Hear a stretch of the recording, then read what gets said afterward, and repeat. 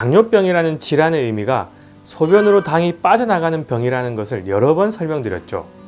망막의 신경세포가 사용해야 할 에너지원인 당이 소변으로 빠져나가게 되면 당이 적정하게 공급을 받지 못하여 시신경세포는 손상을 받게 되고, 이로 인하여 당뇨병성 망막병증이 유발되는 것입니다.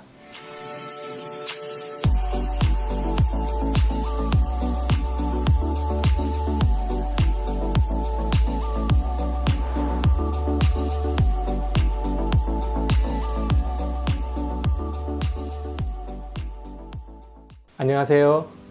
당뇨 치료의 올바른 길을 알려드리는 이승원 한의사입니다. 당뇨 합병증 중에 당뇨 망막증은 삶의 질을 매우 떨어뜨릴 뿐만 아니라 심각한 경우에 실명을 유발하기도 하죠. 특히 시력이 저하가 되고 안구가 뻑뻑해지기 시작하는 50대, 60대 연령의 당뇨인들에게는 매우 큰 걱정거리에 해당됩니다. 몸이 1000냥이면 눈은 900냥이다 라고 하는 말이 있습니다. 건강 관리를 위해서 인체에서 소중하지 않은 부분은 없지만 아마 눈 건강에 대해서 더욱 조심하라고 하는 문구입니다. 오늘은 당뇨 망막증의 원인과 눈 건강을 위해서 어떻게 예방 관리를 해야 될 것인가에 대해서 설명을 드리도록 하겠습니다. 눈은 태아 때 뇌의 일부분에 의해 만들어집니다. 이 때문일까요? 눈은 외부의 물질에 반사된 빛을 흡수하여 뇌로 정보를 전달해주는 기능을 합니다. 외부에서 들어오는 빛 정보를 뇌로 전달하는 전기적 정보로 전환하는 신경 조직들이 바로 망막이죠. 눈의 건강을 위협하는 원인은 크게 두 가지로 볼 수 있습니다. 열의 문제와 영양 공급 저하 때문이죠. 열이 유발되는 경우를 먼저 살펴보겠습니다. 당뇨 환자들의 경우 스트레스, 분노 등 감정 변화로 인한 심장과 간의 열이 발생하거나, 또한 늦은 수면과 모니터 사용 증가에 따른 눈의 휴식 부족에 의해 유발되는 열이 당뇨의 원인이자 눈 건강을 해치는 원인이 됩니다. 이러한 열로 인하여 수정체가 혼탁해지는 백내장과 시신경 이상을 유발하여 시야 결손이 나타나는 녹내장도 유발할 수 있습니다. 눈으로의 영양 공급 저하의 문제는 망막이 사용하는 에너지원인 당이 적정하게 공급되지 못하여서 발생하는 것입니다. 당뇨병이라는 질환의 의미가 소변으로 당이 빠져나가는 병이라는 것을 여러 번 설명드렸죠.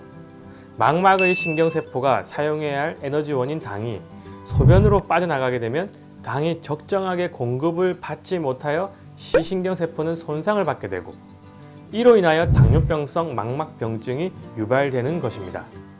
당뇨 망막병증은 주로 초기에는 증상이 없다가 단계가 진행이 되면서 책을 읽거나 운전을 할 때 어려움을 느낄 정도로 시력이 떨어집니다. 더하여 망막병증이 심해지면 두 눈의 시력이 다르게 보일 수 있으며 시야가 흐려지거나 어둡게 보이게 되거나 빛만 감지할 수 있을 정도로 시력이 떨어지게 됩니다. 당뇨인들의 눈 건강과 당뇨 망막증을 예방하기 위해서는 앞서 설명드린 두 가지 원인인 열을 해소하고 눈의 영양 공급을 위해 요당을 치료해 주어야 할 것입니다. 열을 해소해주는 가장 확실한 방법은 일찍 자고 충분한 수면을 취하여 눈을 쉬게 해주고 뇌과적으로 유발되는 열을 진정시켜주는 것입니다. 또한 낮 동안 눈을 지그시 감고 휴식을 취하거나 가볍게 손바닥으로 감싸주는 눈 마사지, 그리고 공원처럼 탁 트인 공간에서 하늘이나 멀리 있는 자연을 응시해주는 것도 도움이 됩니다. 눈의 영양 공급을 위해서는 소변으로 빠져나가는 당인 요당을 줄어들도록 노력해야 되는 것입니다. 눈 건강을 위한 영양제를 복용해도 요당이 지속적으로 발생하면 영양제에 의한 효과도 줄어들 것입니다. 간의 영양대사 시스템을 회복시켜서 요당이 줄어들도록 관리해 주셔야 합니다. 간 건강의 회복을 위해서는 인스턴트 음식 섭취를 줄이고 한식 위주의 식단 및 된장찌개, 청국장들의 발효 음식을 많이 드시는 것이 도움이 됩니다. 그리고 충분한 수면은 열을 진정시켜 줄 뿐만 아니라 간의 대사 기능 회복에도 도움이 될 것입니다.